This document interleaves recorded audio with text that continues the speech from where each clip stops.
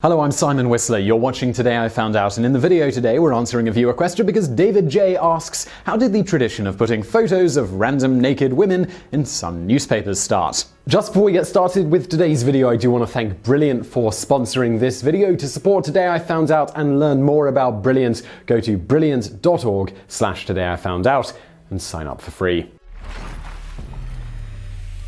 We British are often stereotyped as being rather prudish and stoically reserved in all aspects of intimacy. As such, it may surprise non-natives to learn that for over 4 decades, one of the most popular newspapers in the entire country has had a large picture of a topless woman on the third page for no other reason than that she was an attractive lady showing off her wobbly bits. The idea of supplementing a newspaper's editorial content with pictures of women in various states of undress came about after Rupert Murdoch acquired and relaunched The Sun in 1969. Prior to Murdoch's acquisition, the paper was a broadsheet aimed at, according to its original founder, the sophisticated and superior middle class. When the paper failed, Murdoch bought it for £800,000, which is about £11 million today, and rebranded it as a straightforward, honest newspaper. The Sun quickly established a foothold in the editorial landscape thanks to the oversight of editor Sir Albert Larry Lamb, who adopted the nickname Larry in homage to Larry the Lamb of Children's Hour. Under Lamb's leadership, the paper began pushing sensationalist headlines and stories. Yes, BuzzFeed-esque journalism did exist long before the internet. For example, literally the first headline that the November 17th, 1969 edition of the paper ever ran under Murdoch's ownership was "Horse Dope Sensation." We can only assume that they didn't precede this with "You won't believe what happens next" due to space limitations. Beyond the clickbait-like headlines, Lamb maintained that sex should be a primary component of the paper's content, reasoning that, next to TV, it was probably the most important aspect of his readers' lives. Towards this end, Lamb saw to it that a picture of that month's penthouse pet, Ulla Lindstrom, wearing a half-unbuttoned blouse, was included in that first edition for no particular news-related reason. Elsewhere, they also included a full-spread picture of a nude blonde woman lying at the feet of the Rolling Stones. Over the coming months, the paper continued to periodically feature images of scantily clad women on its third page. As you might expect, this greatly increased readership amongst males. In fact, just 1 month after Lamb took over The Sun, readership had risen from 850,000 to 1.26 million.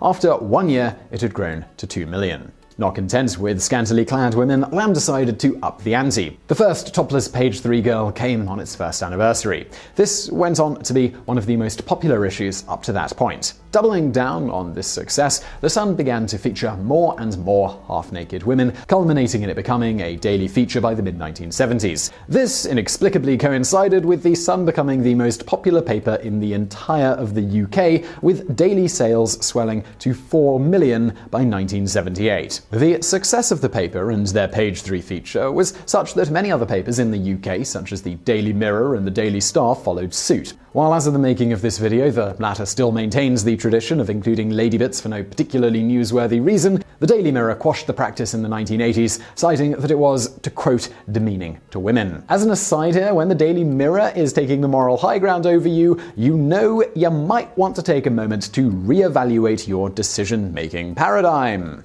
So, despite the questionable nature of some of his paper's antics, in 1980, Prime Minister Margaret Thatcher managed to obtain a knighthood for Larry Lamb for his services to journalism. It should probably be noted here that in the election of 1979, despite not being a conservative newspaper, the paper strongly supported the Conservatives, such as in their feature, A Message to Labour Supporters, where they stated, "Vote Tory this time, it's the only way to stop the rot." The Conservatives subsequently managed to win a majority in the House of Commons, and Thatcher was made Prime Minister. Within just a year, Larry Lamb became Sir Larry. Alright, so let's get back to page 3. According to Lamb, his intention was to use it to showcase nice girls, and that he wanted it to be breezy, not sleazy, further quoted as saying that big-breasted girls look like tarts, so should not be featured. For anyone unfamiliar with British vernacular, tart here can be understood to have a similar meaning to the modern definition of the word slut.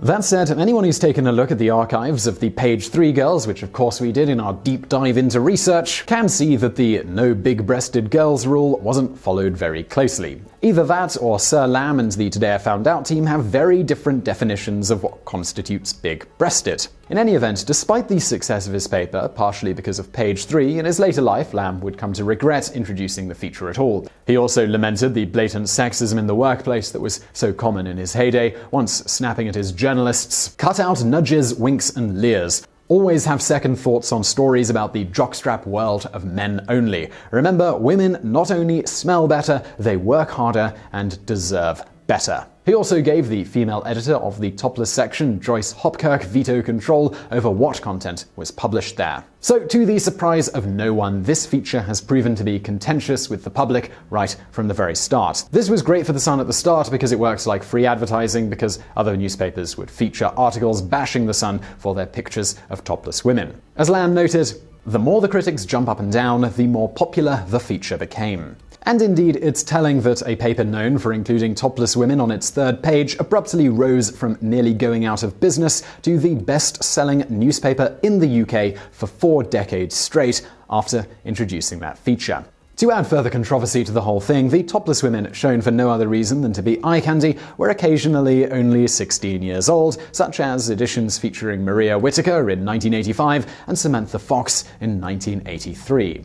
Though often criticized, the feature had, and still has, steadfast defenders who argue that sex, nudity, and cheeky double entendres are nothing to get worked up about, and are even, to a certain extent, hallmarks of British culture. Now, there is some element of truth to this, yes, but opponents do note that it is difficult to ignore the fact that the photo has no news related to it at all. And indeed, they do contend that it does objectify women. Now, despite this, The Sun has traditionally remained staunchly defensive of their page 3 exploits and pushed back against every attempt to remove or otherwise censor it, even going so far as publicly labeling female members of parliament fat and jealous when certain MPs criticized it in 2004. When Rebecca Brooks took over as head of the editor of The Sun in 2003, most thought that the page 3 feature would finally go the way of the dodo, as Brooks had previously argued that it hurt readership numbers in modern times and thus should be removed. But after she took charge, she changed her tune and even wrote an editorial explaining why there was nothing wrong with page 3, including rightly noting that the models featured were intelligent, vibrant young women who appear in The Sun out of choice and because they enjoy the job.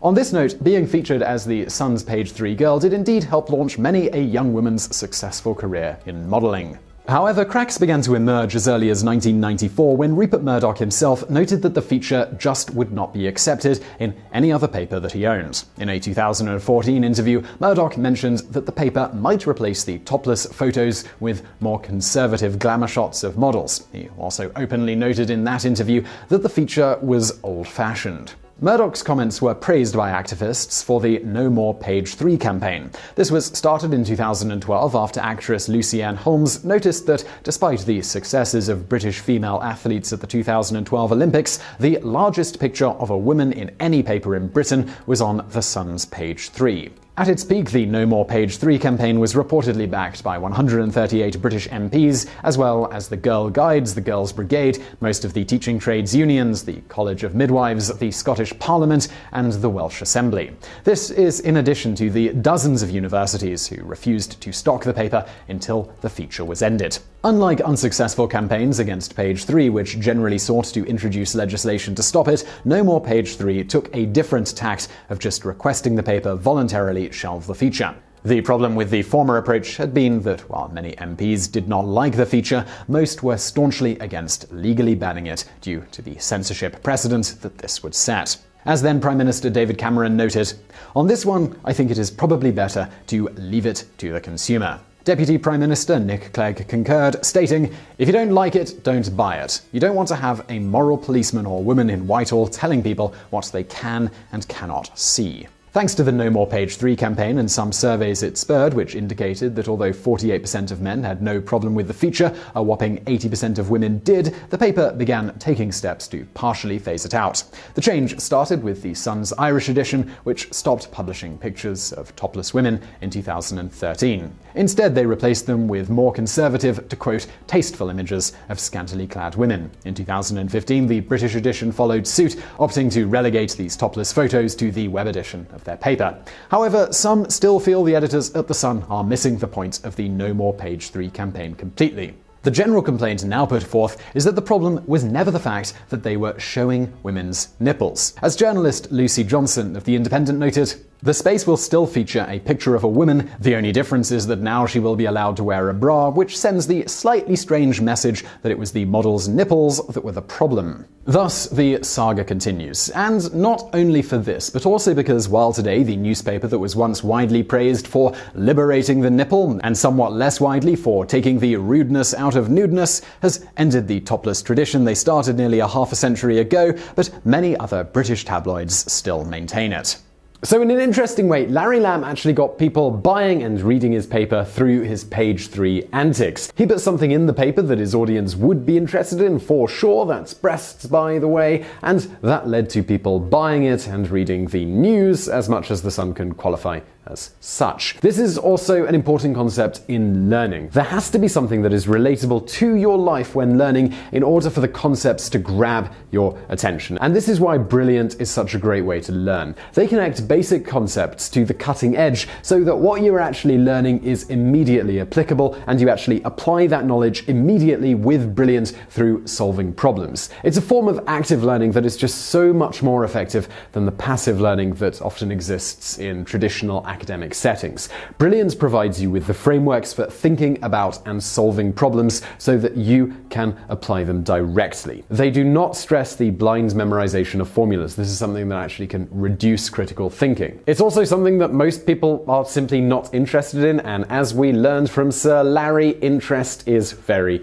important. And you can also focus on learning something you specifically find relevant, as Brilliant have a wide range of courses. To support Today I Found Out and learn more about Brilliant, please go to brilliant.org/todayifoundout and sign up for free. Also, the first 200 people to go through that link will get 20% off the annual premium subscription. So thank you to Brilliant for the sponsorship, and thank you for watching.